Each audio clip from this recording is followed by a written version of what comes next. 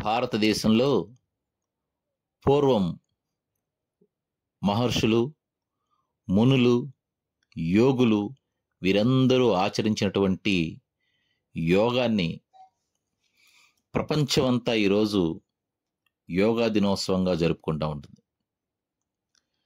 శారీరకంగా వ్యాయామంతో పాటు మానసికంగా మనకి, మన ఆత్మకి, మన మనస్సుని కనెక్ట్ చేసేటటువంటిదే ఈ యొక్క యోగా. మరి ఇలాంటి యోగాని ప్రపంచవ్యాప్తంగా ప్రపంచ ప్రఖ్యాతిగా చేసినటువంటి మన భారత ప్రధాని నరేంద్ర మోడీ గారికి ముందుగా మనం కృతజ్ఞతలు తెలియజేసుకోవాలి. ఈరోజు భారతదేశ అస్తిత్వంగా భావించే యోగాని ప్రపంచవ్యాప్తంగా యోగా డేగా జరుపుకుంటున్నారు. మరి దీనికి మన భారత ప్రధాని నరేంద్ర మోడీ గారు, అట్లాగే ఆంధ్రప్రదేశ్ ముఖ్యమంత్రి వర్యులు నారా చంద్రబాబు నాయుడు గారు, ఉప ముఖ్యమంత్రి వర్యులు కొణిదెల పవన్ కళ్యాణ్ గారు వీరి ఆదేశాల మేరకు మరి ఏలూరు ఎమ్మెల్యే బడేటి రాధాకృష్ణయ్య గారి యొక్క ఆశీస్సులతో, వారి ఆదేశాలతో స్థానిక 12వ డివిజన్లో డివిజన్ ఇన్ఛార్జి తవ్వా అరుణకుమారి గారు మరియు 12వ డివిజన్ కార్పొరేటర్ కర్రి శ్రీనివాస్ గారు, సచివాలయ సిబ్బంది వీరి ఆధ్వర్యంలో ప్రముఖ ఆధ్యాత్మికవేత్త తుంపాల సాయికృష్ణ గారి పర్యవేక్షణలో యోగాలో మంచి ప్రతిభ చూపిస్తున్నటువంటి శ్రీహన్సిని వీరి యొక్క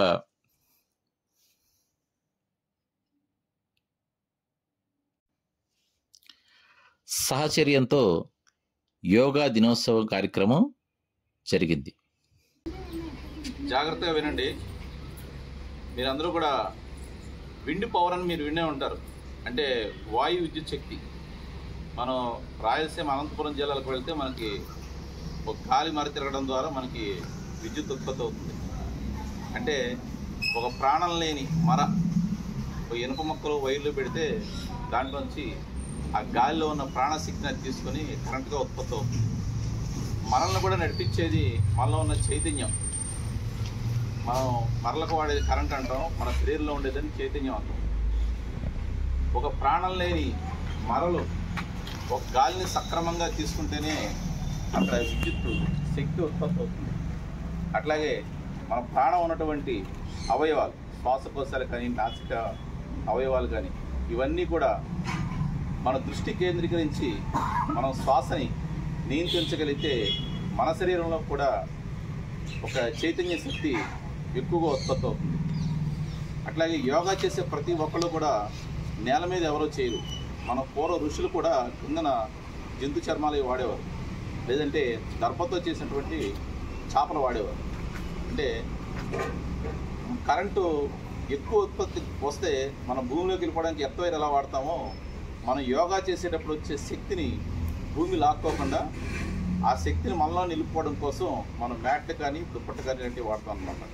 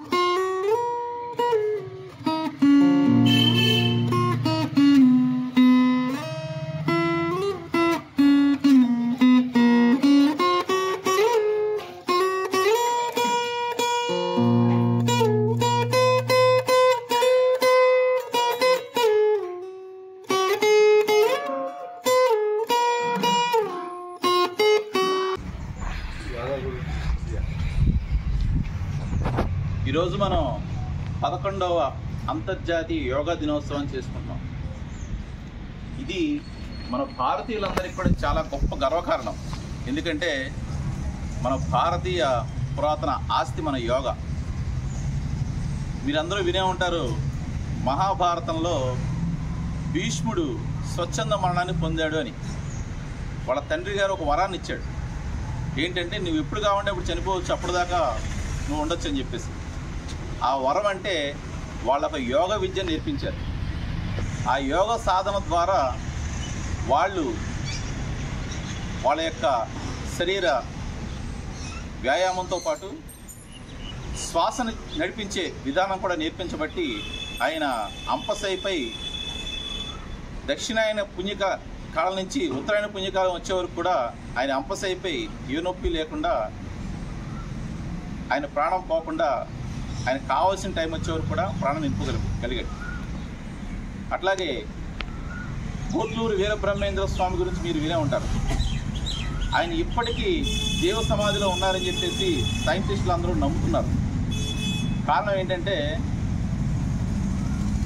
మనిషి జంతువు నుంచి, పక్షుల నుంచి చాలా నేర్చుకున్నారు. వాటిని నేర్చుకున్న వాళ్ళందరూ కూడా చాలా గొప్ప గొప్ప ఋషులుగా పేర్కొనబడ్డారు, గొప్ప గొప్ప మేధావులుగా కీర్తించబడ్డారు. మొట్టమొదటిసారిగా మనం ఒక విషయం చెప్పుకోవాలంటే, ఎలుగుబంటి 2 నెలలు పడుకుంటుంది. 2 నెలల ఆహారం తీసుకుంటే 2 నెలలు పడుకుంటుంది. దాని యొక్క శ్వాసక్రియ, వాటి యొక్క జీవన విధానం ఎట్లా ఉంటుందో దాని మీద అధ్యయనం చేసి మన పూర్వ ఋషులందరూ కూడా అటువంటి స్థితిని మనం కనుక పొందగలిగితే మనం కూడా సుషుప్త అవస్థ అంటారు. అంటే అది ప్రాణం పోదు, ధ్యానంలో ఉండిపోతారు. అట్లా కొన్ని సంవత్సరాల పాటు ఆహారం లేకుండా ఉండిపోతారు అనమాట. అట్లాంటి వ్యవస్థలో మన పూర్వీకులందరూ కూడా మరి ఈ యోగాన్ని అభ్యసించి వాళ్ళందరూ కూడా కొన్ని వందల సంవత్సరాలు బతికిన చరిత్రలు మనం గతంలో విన్నాం. అట్లాగే పోట్లూరు వీరబ్రహ్మేంద్ర స్వామి ఆయన జీవ సమాధిలో ఉండి అలాంటి యోగ విద్యతోనే ఆయన ఇప్పటికీ బ్రతుకున్నారని చెప్పేసి చాలామంది సైంటిస్టులు ప్రూవ్ చేయడం జరిగింది. మరి ఈ యోగ విద్య అనేది మన సూర్య నమస్కారాల్లో 12 ఆసనాలు ఉంటాయి. పూర్వం సూర్యుడికి నమస్కారం పెట్టుకోవడం అంటే, మన భారతీయులందరూ అదృష్టం ఏంటంటే చాలా దేశాల్లో రోజు ఎండ రాదు. చాలా దేశాల్లో వర్షాకాలంలో వర్షం పడదు, నీళ్లు దొరకవు. కొన్ని దేశాల్లో నీళ్ళు ఆవిరైపోతే కొన్ని దేశాల్లో నీరు గడ్డకట్టేసి ఉంటుంది. మన భారతీయుల వరం ఏంటంటే, మనకు కావాల్సిన విధంగా మనం తాగడానికి నీళ్లు చక్కగా నదుల్లో పారుతుండే జీవనదులు, అవి కూడా కొన్ని అద్భుతమైన ఖనిజ లవణాలని అనేక పర్వతాలను తీసుకొస్తూ మనకు మంచి మంచి ఖనిజాలను అందిస్తున్నాయి. మరి ఇలాంటి భారతదేశంలో పుట్టినందుకు మనందరం కూడా చాలా గర్వించాలి. అట్లాగే ఈ యోగ విద్య ద్వారా మన పూర్వ ఋషులందరూ కూడా నేర్పించేటువంటి యోగ విద్య ద్వారా మనందరం కూడా సంపూర్ణ ఆయుష్కులుగా, అట్లాగే మనం శరీరాన్ని ఎప్పుడైతే చక్కటి ఆహారం తీసుకోవాలి, చక్కటి వ్యాయామం చేయాలి. మనకి భగవద్గీతలో ఒక శ్లోకం ఉంటుందండి, యుక్తాహార విహారస్య యుక్త చేష్టస్య కర్మసు యుక్త స్వప్నావబోధస్య యోగోద్భవతి దుఃఖ. అంటే యుక్తాహార విహారస్య, మనం తినే ఆహారం చాలా ఉత్తమమైనదిగా మంచిదై ఉండాలి. మనం 4 వరకే రుచి, 4 దాటిన తర్వాత మనం బిస్కెట్ తిన్నా ఒకటి, చికెన్ ముక్క తిన్నా ఒకటి. మనం ఏదైతే ఉత్తమమైన ఆహారం తీసుకుంటామో దాని ద్వారా మన పేగులన్నీ కూడా చాలా ఆరోగ్యంగా ఉంటాయి. మనం పిచ్చి పిచ్చి అన్నీ కూడా తింటే మన పేగులు కూడా అలాగే పిచ్చి పిచ్చి రోగాలకి గురవుతూ ఉంటాయి. మన పేగులు ఎప్పుడైతే ఆరోగ్యంగా ఉన్నాయో మన శరీరం అంతా కూడా ఆరోగ్యంగా ఉంటుంది. మనం 100కి 100 సంవత్సరాలు హాయిగా ఆరోగ్యంగా జీవించవచ్చు అనేది ఈ యొక్క యోగా దినోత్సవం యొక్క సారాంశం. మన స్వామి వివేకానంద మరి అంతర్జాతీయ సభల్లోకి వెళ్ళి ఆయన బోధనలు విని, మార్గరెట్ నోబెల్ అనే ఆవిడ వచ్చి మన భారతదేశం వచ్చి మన హిందూ మతాన్ని స్వీకరించి, ఆవిడ కలకత్తాలో సోదరి నివేదితగా ఎన్నో స్కూల్స్ను, హాస్పిటల్స్ను నెలకొల్పి ఎంతో సేవ చేసింది. ఆవిడ పేరు మీద ఇప్పటికి కూడా సోదరి నివేదిత బ్రిడ్జ్ అని ఉంటుంది. మరి అట్లాంటి వాళ్ళందరినీ ఆకర్షించింది ఏంటంటే, మన దగ్గర ఉన్నటువంటి ఆధ్యాత్మిక శక్తి, మన దగ్గర ఉన్నటువంటి యోగ విద్య. మన దేవాలయంలో ఉండే పూజలు కానీ ఇవన్నీ కూడా మనం బాగా విశ్లేషణ చూస్తే వాటన్నిటి వెనుక కూడా మనకి గొప్ప ఆయుర్వేద రహస్యాలు ఉంటాయి. ఆయుర్వేదం అంటే ఆయుష్ని పెంచే వేదం. మరి మన భారతదేశంలో పుట్టినటువంటి సూర్య నమస్కారం చేస్తున్నామంటే మనం రోజు కూడా విటమిన్ డి క్యాప్సిల్స్ చేసుకుంటున్నారు. విటమిన్ డి క్యాప్సిల్స్ చాలామంది ఆ విటమిన్ డి క్యాప్సిల్ వేసుకొని ఇంట్లో పడుకుంటే, ఏసీలో పడుకుంటే విటమిన్ డి మనకు రాదండి. ఆ విటమిన్ డి క్యాప్సిల్ వేసుకున్న వాళ్ళు సూర్య నమస్కారం చేస్తే ఆ విటమిన్ డి 10 రెట్లు మనకి డి విటమిన్ మన శరీరానికి లభిస్తుంది.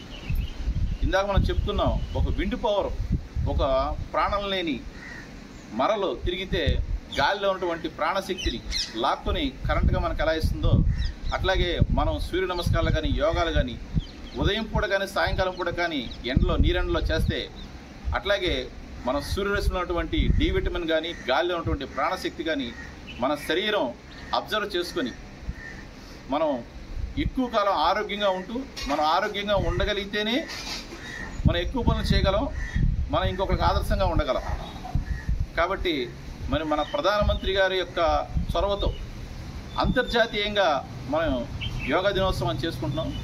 ఇంకొక విషయం ఏంటంటే, మన భారతదేశం శాంతి సౌభ్రతత్వాలు కోరుకునే దేశం. ఈరోజు ప్రపంచంలో చాలా దేశాలు మరి యుద్ధంతో పుట్టు వస్తున్నాయి. కానీ మన భారతదేశంలో మాత్రం భారతదేశం మొత్తం ఈరోజు యోగా దినోత్సవం జరుపుకుంటుంది. కాబట్టి ఈ దేశంలో పుట్టినందుకు మనం చాలా గర్వపడాలి. అట్లాగే ఈ దేశం యొక్క సమైక్యత కోసం, ఈ దేశం యొక్క సౌభ్రతత్వం కోసం, ఈ దేశం యొక్క పటిష్టత కోసం అందరూ కూడా కృషి చేయాలని చెప్పేసి ఒక్కసారి మనందరం కూడా ఈ కార్యక్రమం ముగించే ముందు మరి జాతీయ గీతం ఆలపించిన తర్వాత ముగించాలని చెప్పేసి కోరుకున్నాను. మరి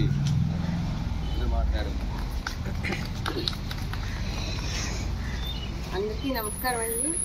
11వ అంతర్జాతీయ యోగా శుభాకాంక్షలు అండి అందరికీ కూడా. మన పూర్వీకులు చెప్పినట్టు మనం ఆరోగ్యంగా, ఆనందంగా, సంతోషంగా ఉండాలంటే ప్రతి ఒక్కళ్ళు కూడా ఈ యోగా అనేది ఆచరించి అందరూ కూడా ఆయురారోగ్య ఐశ్వర్యాలతో ఉండాలని చెప్పేసి మన మోదీ గారు, అలాగే మన చంద్రబాబు గారు, మన ఏలూరు ఎమ్మెల్యే గారు కూడా మనందరికీ ఆదేశానుసారం యోగా క్లాస్ నిర్వహించమని చెప్పారు. అందరూ కూడా ఆరోగ్యంగా ఉండాలంటే ప్రతి ఒక్కరు కూడా యోగాని చేయాలని చెప్పేసి మనస్ఫూర్తిగా కోరుకుంటూ థ్యాంక్ యూ.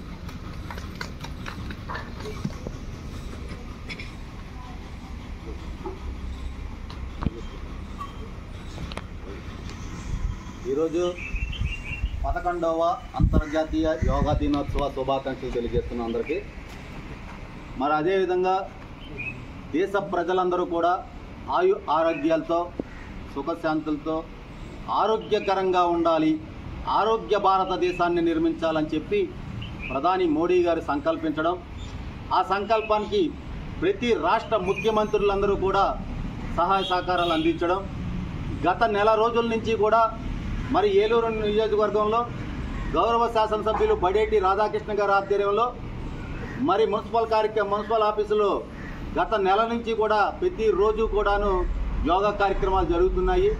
మరి ఈ రోజున చంద్రబాబు నాయుడు గారు కానీ, ఉప ముఖ్యమంత్రి పవన్ కళ్యాణ్ గారు కానీ, మోడీ గారు కూడా విశాఖ తీరాన్న కొన్ని 36 లక్షల మందితో యోగా కార్యక్రమాన్ని తలపెట్టడం, అది ఎంతో ప్రతిష్టాత్మకంగా ఏర్పాటు చేయడం జరుగుతుంది. మరి అలాగే అందరూ చెప్తున్నట్టుగా ప్రతి దేశంలో కూడా యుద్ధంతో ఆందోళనలతో ఉంటే మరి భారతదేశం సుఖశాంతులతో, యోగాలతోని, ఆరోగ్యాలతో పెంచుకోవడం కోసం ప్రశాంతతగా ఉంది. మరి ప్రశాంతమైన ఈ భారతదేశాన్ని నిర్మిస్తున్న మరి మోడీ గారికి, గౌరవ చంద్రబాబు నాయుడు గారికి కృతజ్ఞతలు తెలియజేస్తూ యోగాంధ్ర, ఆరోగ్య ఆంధ్రగా వెలువెల్లాలని చెప్పి కోరుకుంటూ సెలవు తీసుకుంటాం.